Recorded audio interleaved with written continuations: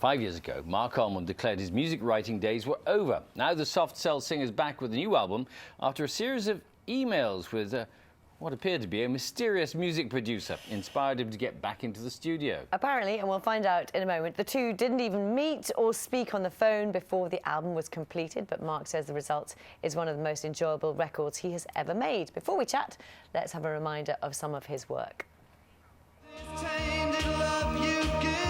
I give you all a boy could give you. Take my tears and that's not nearly all. Tainted love. See her eyes, they are bright tonight. See the stars coming out tonight. See the moon looking down tonight. See how they light your way tonight. Days of Pearly Spencer.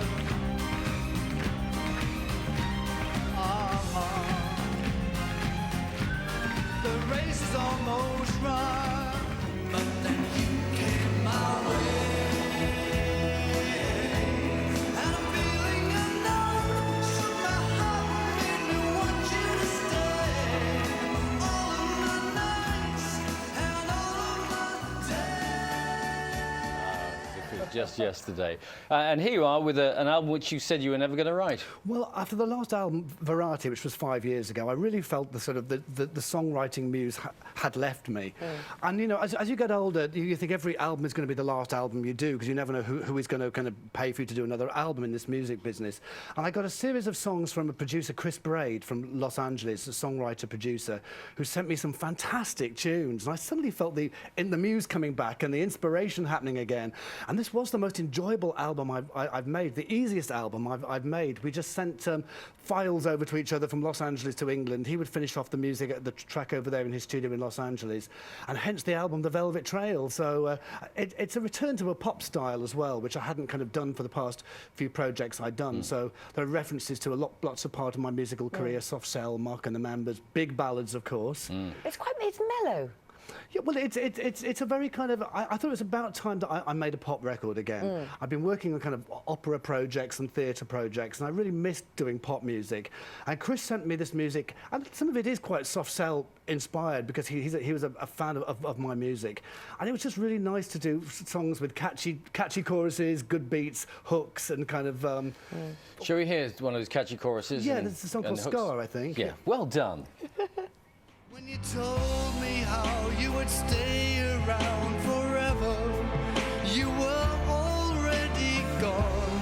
Didn't really want to be found. Never here for long. You're already in the dark, deep underground, sharpening your dagger. I'll never love the same. Never love at all. My heart still bears the scar. I don't know who you are, but here I am again, back for another fall. Reopen tender wounds.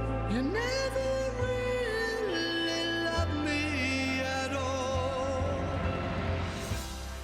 Do you not miss... I mean, that looks fantastic, but isn't there something missing if you are not in the same room as the producer, so that when you go into the recording booth, they say, oh, give it a bit more welly love, or whatever producers say? Well, I do like the old school way of working in the studio, and I had a great experience a year ago. I was working with Tony Visconti on doing some songs. He's very old school, but I think this was it's a very kind of new sort of modern way of making it. It's just a different way of making a record.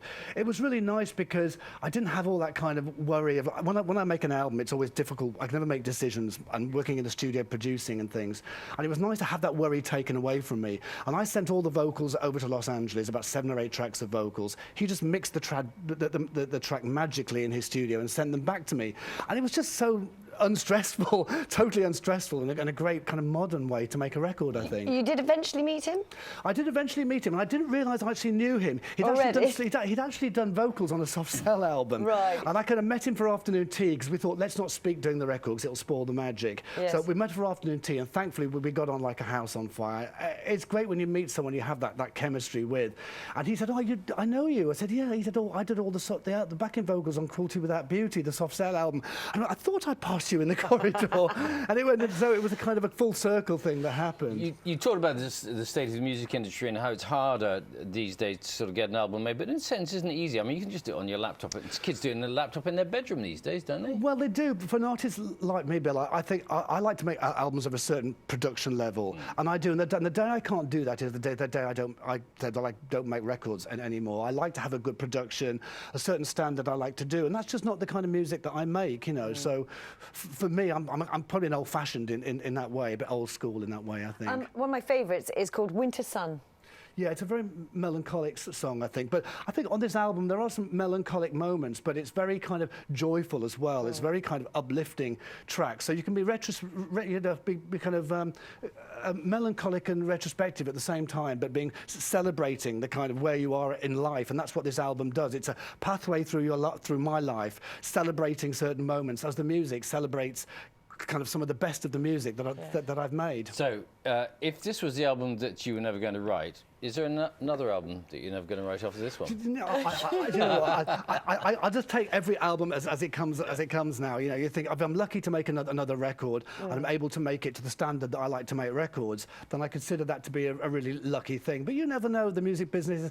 What I like about my life now is that all sorts of challenges come along, different challenges. You can take it on tour, and some of the money, doesn't it, go to a charity, that's particularly important to you? Headway, which sort of improves people's lives who've been a charity which improves people's lives who've suffered from brain injuries, head injuries. I was lucky because it happened to me when I had a bike accident, and I've recovered pretty well from that. But a lot of other people, it's all an individual thing. People have individual things and problems, and some people don't always recover as well, or quickly as would like to. So Headway's a good charity, I think. Well, we wish you all the very best with that.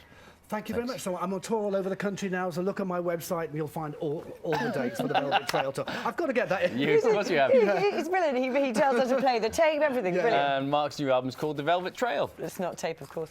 Thank you very much. That's all from Breakfast this morning. Tomorrow we'll be with entrepreneur and author Michelle Mone, and we'll be on the set of Poldark. Absolutely. See you then. Have a great day. Goodbye. Bye-bye.